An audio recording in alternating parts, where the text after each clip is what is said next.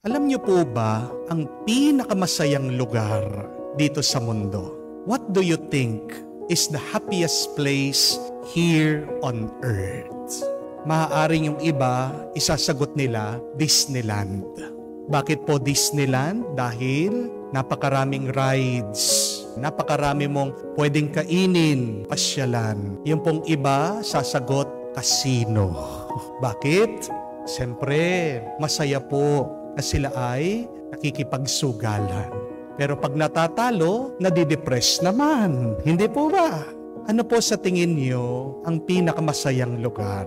Mabibigla po kayo sa sagot. Dahil ang pinakamasayang lugar, napakaliit na bansa. Ang pangalan po, Bhutan. Isa pong maliit na lugar sa pagitan po ng India at ng Tibet. Bakit napakasaya daw po ng mga tao dito sa Bhutan?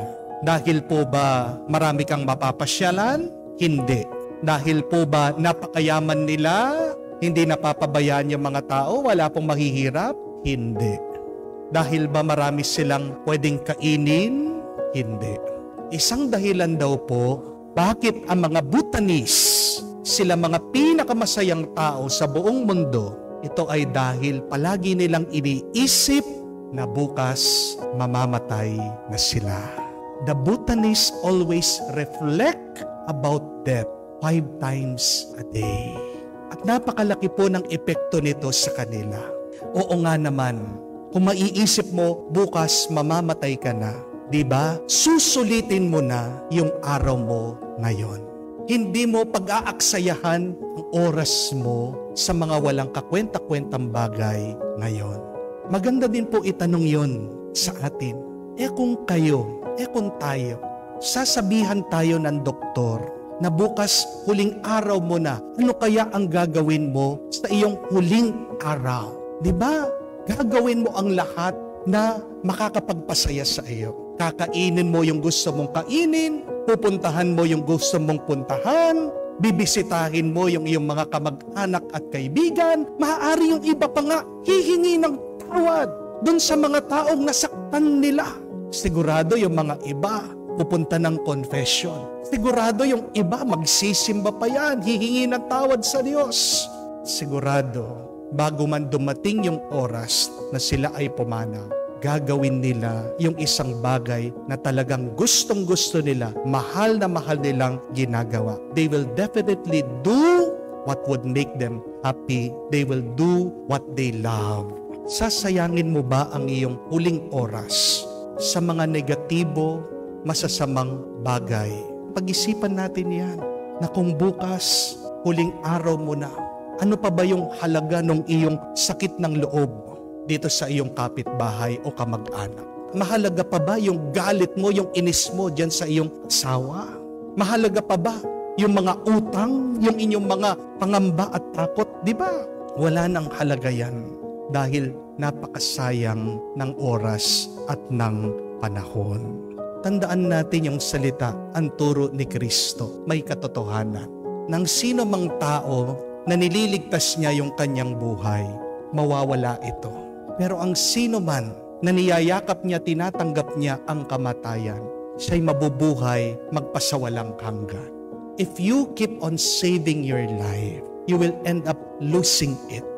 But if you try to accept someday you will die, you will live life to the fullest. Merong mga ibang tao sinasabi, darating din ng araw magiging masaya ako. Kaya nga nagiging miserable sila eh. Di po ba? Kailan ka magiging masaya kung hindi ngayon? Hayaan mo yung bukas. Wala pa yan. Ang mahalaga yung ngayon. Huwag natin hahayaan na matapos ang oras at panahon na lumipas, na hindi tayo naging masaya, na hindi tayo nagmahal, na hindi tayo naging mabuti. Stop saying, one day I will be happy. But start saying, this is the day that I will be happy. Dahil baka nag-iipon ka na ng nag-iipon para sa iyong retirement, hindi mo man mapakinabangan yung iyong mga inipon. Hindi po ba? Kamukha po, ito pong aking minisahan, aking binasbasan. Isang nanay, 1 year na lang po, magre-retire na siya. 59 years old. Hindi man po nakuha na nakapag-retire, nag-enjoy. Bakit? Pumutok po yung ugat. Nagka-aneurysm. Yan po sakit na yan. Hindi natin alam kung sino tatamaan sa atin. Wala pong sintomas yan. Walang indication yan. Bigla-bigla. Dumarating na lang. Kaya nga, kailangan natin tanggapin, wag iwasan ang kamatayan. Normal ang katapusan ng ating buhay. Pero ang hindi normal ay yung binigyan ka ng buhay ng Diyos, pero hindi ka nabubuhay na masaya at ng mabuti. Dapat tayong mga Katoliko, dapat tayo po mga Kristiyano, tayong pinakamasayang tao. Bakit po? Kasi kailangan natin unawain at matandaan na si Kristo ang ating Panginoon, namatay na para sa atin. Bakit tayo nag-aalala sa buhay kung ang Diyos na nagsakripisyo na para sa atin? Huwag natin sasayangin ang sakripisyo ng Diyos. Kung ano man ang iyong pangamba sa bukas, nandyan na ang Diyos na una. May grasya na naghihintay sa iyo para bukas. Do not try to save your life. It is impossible to save ourselves. Amen? It is the job of God to save us. And God has already done it. Ginawa na nga ng Diyos noon eh. At gagawin pa rin ng Diyos kung kailangan mo. Amen? Kaya nga, itong isang santo na inaalala po natin, si San Lorenzo, nasasabi natin na isa po siyang masayang santo. He's one of the happiest saints. Bakit? Isipin niyo po ito. Nung pinarusahan siya ng emperador, siya po ay sinunog ng buhay. Nakuha pa pong makapagbiro. Kasi po ang parusa sa kanya, binarbecue siya na buhay eh. Nasusunog na po yung likod niya. Aba, sinabihan pa yung mga nagtotorture sa kanya, ibaliktad niyo na ako, overcook na ako.